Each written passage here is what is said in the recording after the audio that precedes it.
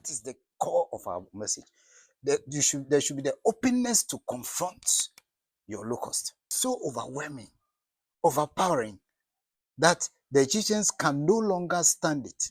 A plague of locusts can wipe out all your hard work, all your investment, all your legacy, simply in a day or a week. And he will take care of it for you. If God is for us, who can ever be against us? Romans chapter 8 and verse 31. Officials. But he still refused. And that is why the destruction came upon him. When we walk with the Lord in the light of His word, what a glory He shares on our way. When we do His good will, He abides with us still, and with all who will trust and obey. Trust and obey, for there's no other way to be happy in Jesus but to trust and obey. Greetings. We want to start today by talking about a very important thing, that is the Ten Commandments. As you know, we are still continuing our series on the book of Exodus. Today we want to talk about the Ten Commandments. That is Exodus chapter 20. And as we all know, the Israelites have gone through thick and thin. They've now settled at the foot of Sinai.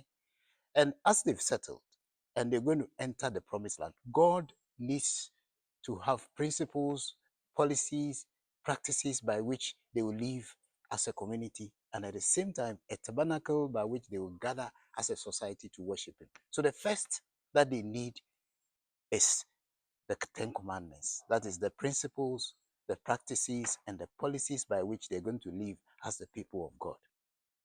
Indeed, the principles, the practices that they have to live with is also related to morality, the ethics and the ethos by which a community has to live. And so today we want to talk about the Ten Commandments and morality.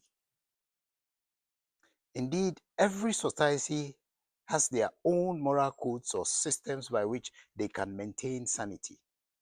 When we say someone has no morals, it means that that person has been acting against the best moral practices that are regarded as appropriate in his or her community.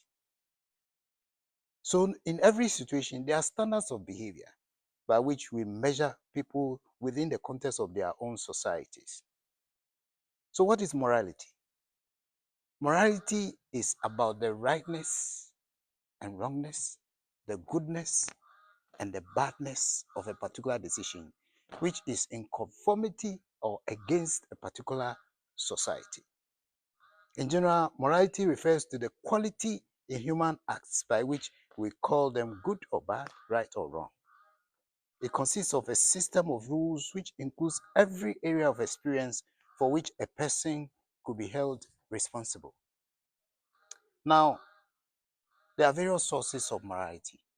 One of the sources of morality is actually God Himself. And this source of morality, which is God Himself, is put together for the Israelites in what we call the Ten Commandments. So the Ten Commandments is one of the sources of morality for the Israelites. And this source of morality has been adopted by various religious organizations over the decades. Now we want to look at the Ten Commandments itself. And as we know, the Ten Commandments is divided into two parts. There are the vertical portion of it that relates to the Israelites and their relationship with God, and the horizontal, which is their relationship with one another. There are four of them that relates to the Israelites and their relationship with God. And the other six is their relationship with one another. The first four says, "You shall have no other gods before me. You shall not make for yourself an idol. You shall not take the name of the Lord your God in vain.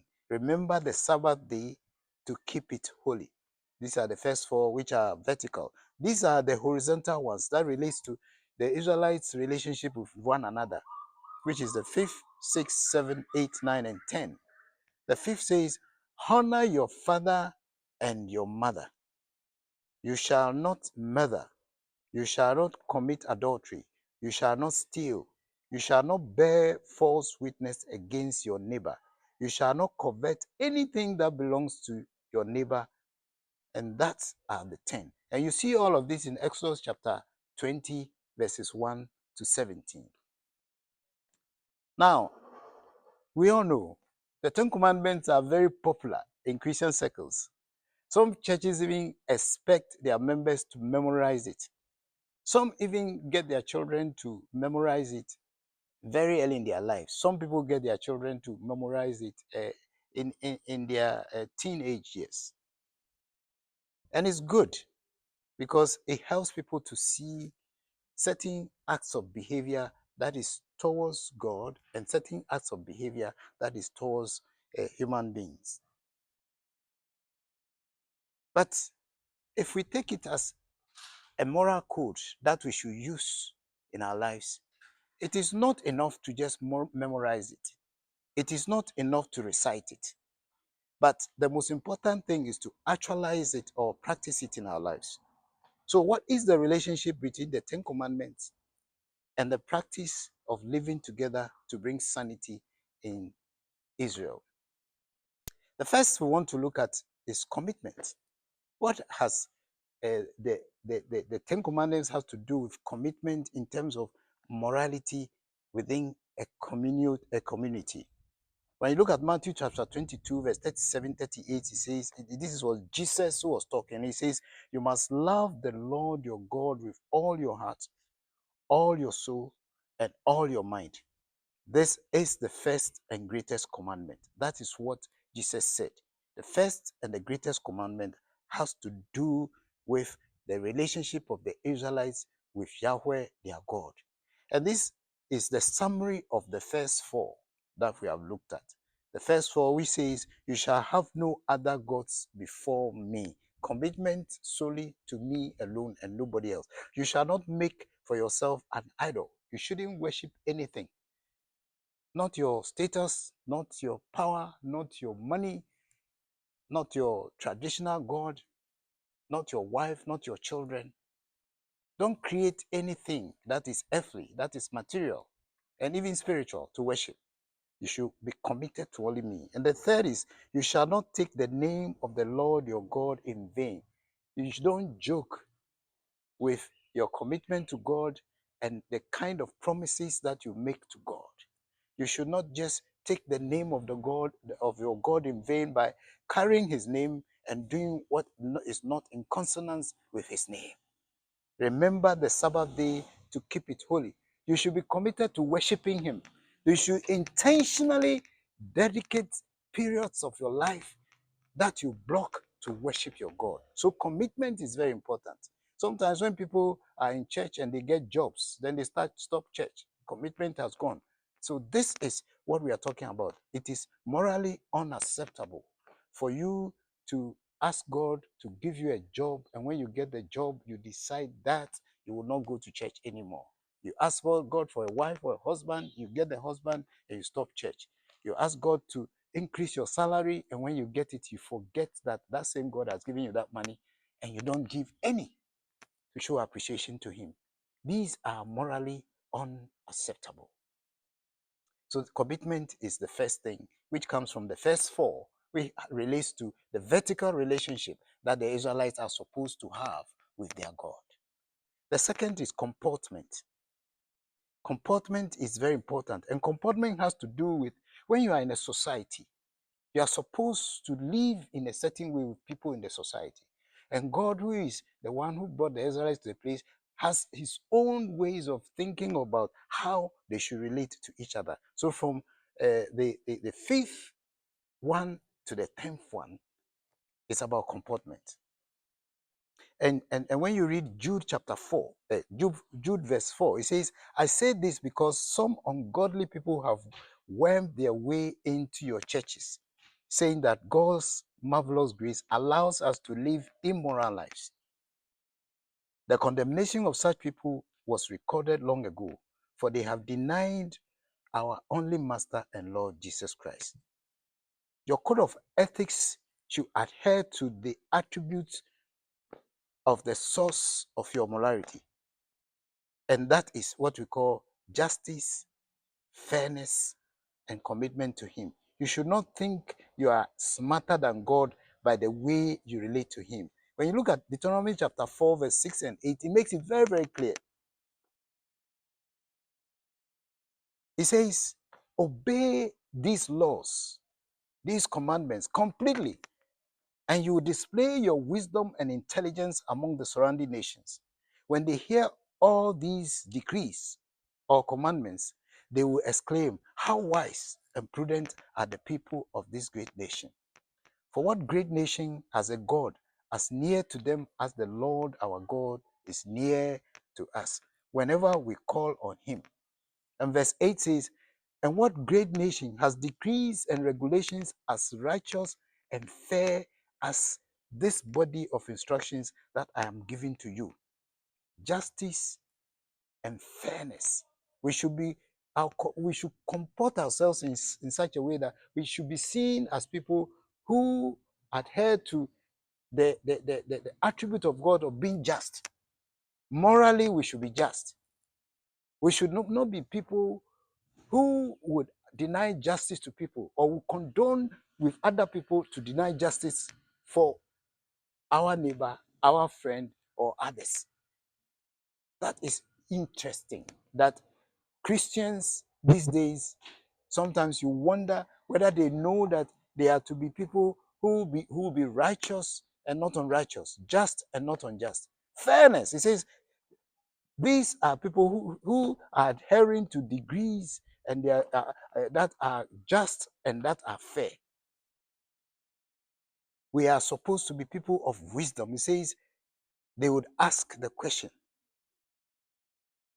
how wise and prudent are the people of this great nation who have these 10 commandments? Wisdom and prudence is displayed not by being unjust, manipulative, and just twisting the attributes of God to your own gain. So, morally fair, morally just, and being wise and not being tricky is very, very important and is needed by the Israelites. And as a Christian who looks upon the Ten Commandments, justice and fairness should be our portion. The third is conduct. How do you behave in your private and public spheres of life? When you read from 5 to 10, it says, honor your father and your mother. It means that you should be respectful and not disrespectful. You shouldn't be arrogant towards your mother and father. And in the African context, anyone who is an elderly person, your elders are your mothers and your fathers, your uncles and your aunties.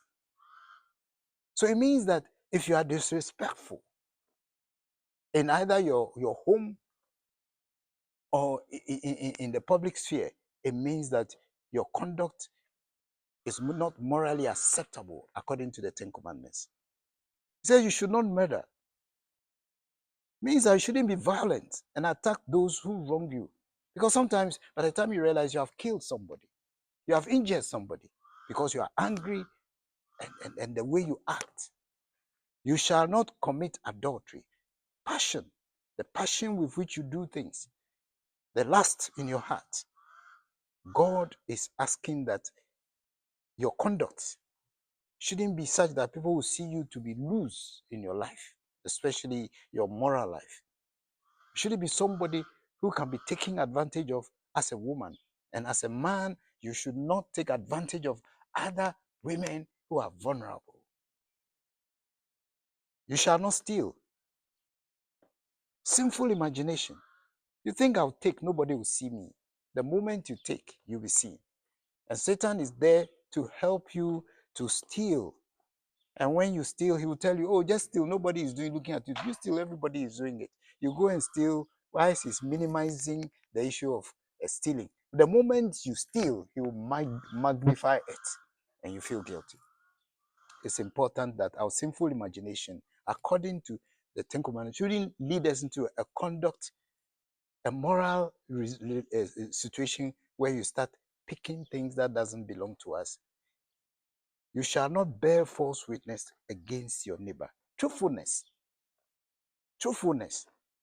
When people have actually condoned and connived against a person just for hatred's sake, just to pull that person down, you should not be part of that by giving false witness, things that are not true.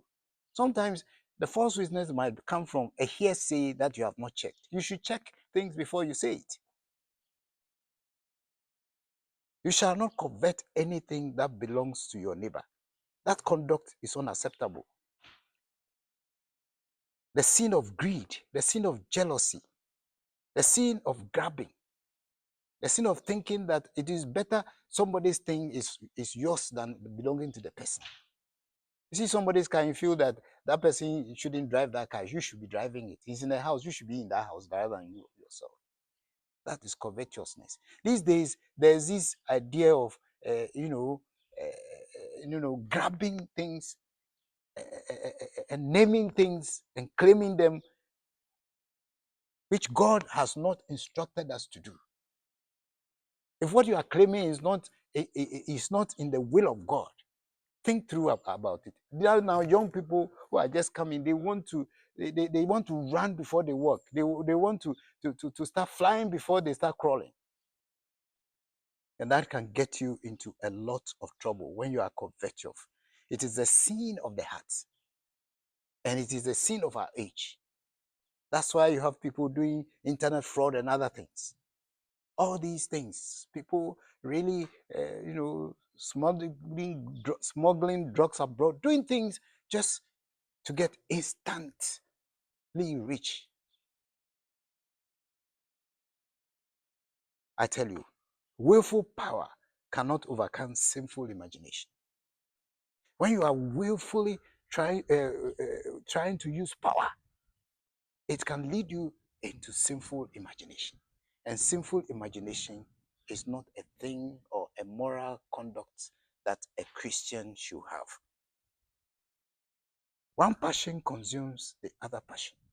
May the passion of God to work for Him and to be pure, morally upright be your passion. And then the passion to do all the wrong things that God says should not be done.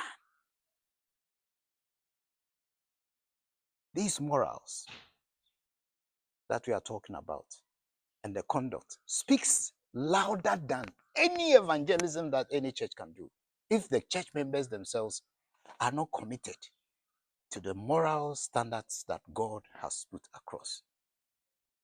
The morals and the standards we talk about are more important than church work. You can be singing the choir, you can be the usher, you can be whatever you can. You can even be a pastor or an elder. But if your morals don't adhere to what God has put there, then you are an empty Christian. And whatever you are offering is carnal. And the results of it will not be what God expects of you. But more importantly, as Jesus told the disciples, count yourself blessed, not because you went out and Satan fell, but because your names are written in the Lamb's book of life, because of your moral code, your ethical standards, and the way you have the power of the Holy Spirit working in you in your character development, your conduct, and your commitment to God. God bless you. Hope you are blessed with this message. To get in touch with other messages of the servants of God, follow us on Facebook and subscribe to our YouTube channel.